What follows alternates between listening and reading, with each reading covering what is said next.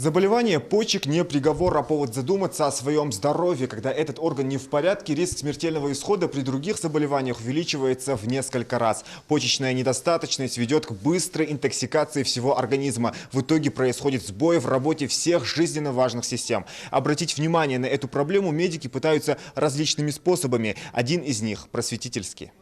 Почки болеют почти у каждого пятого человека в Ингушетии. Многие даже не подозревают, насколько они опасны, особенно на последних стадиях. Ее на медицинском языке называют терминальной. Если острая болезнь и ранние стадии еще можно вылечить, то хроническая болезнь неизлечима, так же, как и запущенная. Именно для таких пациентов здесь, в Магасе, функционирует центр амбулаторного гемодиализа. В регионе таких 3 – в Назране и Малгобеке, но Магасский самый большой. Пациентам необходимо приходить сюда 3 раза в неделю, проводить минимум 4 часа на этих аппаратах. Это у нас аппарат искусственная почка марки Фрезениус. Так, принцип работы у нас какой получается? Кровь по одной вене, артериальная кровь берется, она идет, вот пропускается через фильтр полностью и возвращается опять пациенту вот по синей линии. И так 4 часа. 4 часа идет цикл очистки крови. С ней уходят токсины, шлаки полностью все и жидкость, лишняя жидкость. Лечение в центре периодически проходит 117 человек. У всех терминальная стадия. Пока аппарат выполняет свою работу, пациенты смотрят телевизор. Поэтому они в наушниках. Ведь лежать здесь по 4 часа тоже непросто. Айшат Албакова уже 3-й год вынуждена приходить сюда. У нее хроническая болезнь почек, как, впрочем, у многих в ее семье. У меня и брат болел этим, и сестра болела, и я. Вот у нас третий я. Говорят, генетик. Другой раз бывает хуже, а потом бывает легче. Ну, это же болезнь вот эта. Ну, правда, здесь врачи хорошие. По всему миру к таким креслам привязано более 2,5 миллионов человек. 80% пациентов поступают в критическом состоянии прямиком из реанимации. А все потому, что люди запускают болезнь. Есть такое даже среди нашего населения, ну это не только то, что наш менталитет ингушский, это вообще сам пациент, мы же люди ищем какую-то волшебную таблетку или что-нибудь такое ищем. Бывает такое, что пациент пришел, почувствовал плохо себя или обследуется по какому-то другому заболеванию, или диспансеризация, раз выявляется такая картина почечной недостаточности, клиническая, лабораторная. Ты ему объясняешь, что тебе нужно это все делать, тебе нужно идти на гемодиализ, человек уперто отказывается, выезжает в Москву, в Питер, в различные клиники, пропадает вообще, через месяца 2-3, иногда через полгода, у кого по-разному, какие компенсаторные функции сохранены у каждого человека индивидуально.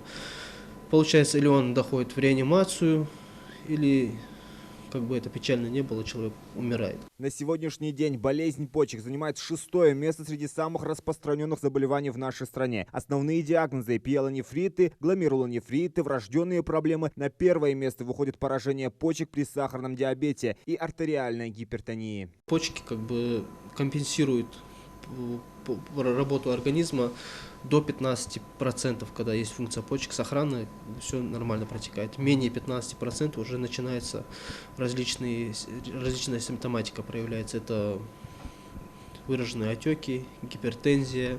Коварность проблем с почками заключается в том, что понять сразу, что они болят, невозможно. Они постепенно начинают уменьшаться в размерах. И только потом человек может ощутить боль и узнать, что проблема в почках. Ведь непонятная периодическая тошнота, рвота, изменение цвета кожи и резкое похудение и есть первые признаки. Они естественные процессы, как привыкли думать многие. Человек, женщина или мужчина, год-два замечает, что у него цвет кожи изменился примерно такой анемичный, синеватого цвета, оттенок такой бледный, постоянная слабость. Он не обращается, думает, что это с чем-то связано, может это возраст какой-то. Многие же думают, что это возраст. И через год выявляется, когда уже вся симптоматика, весь букет уже присущий этому заболеванию проявляется, идут в больницу. Происходит такое, что у него креатинин до 1000, до 1500 повысился или до 400. В начале прошлого года в регионе наблюдалась положительная динамика, только через некоторое время стало очевидным, что это только затишье перед бурей. Рост осложнений и недостаточности стало наблюдаться у тех людей, которые перенесли коронавирус. У 30-20% проявляется клиническая картина различных заболеваний почек, таких как воспалительные процессы, нарушение функции почек, повышение креатинина, мочевины. Как бы такие пациенты тоже должны наблюдаться в течение года. Здесь в центре также своя операционная. Перед тем, как пациент впервые ляжет на кресло, медики делают реконструкцию доступа к кровеносным сосудам. И только после этого можно подключать к аппарату. Нефрологическая служба в регионе работает с 1997 года. Этот центр амбулаторного гемодиализа рассчитан на 90%. Функционирует 15 спецаппаратов, не считая резервные. Учреждение работает в 3 смены 24/7. Людей из отдаленных местностей привозят на «Газели». Специалисты отмечают, все, что мы едим, непосредственно отражается на почке. Поэтому спортсменам, употребляющим стероиды для набора массы, и женщинам в погоне сбросить лишний вес, нужно быть предельно осторожными. Большое употребление белка даже, есть спортсмены, атлеты, атлеты, бодибилдеры или тяжелая атлетика, то, что они приобретают большое количество белка, это тоже отражается на почках. Мы перегружаем почки. То же самое, то, что некоторые женщины, часто примерно у нас такое сейчас распространено, девочки пытаются как бы похудеть быстро и как бы употребляют мочегонные препараты, думая, что раз они скинули чуть-чуть водички, встали как бы на весы, и у них все нормально. Но это мнимо все бывает, это тоже приводит даже к острой почечной недостаточности. Они как бы, это очень большой стресс для почек получается. Всякие стероиды, также большое употребление кофеина.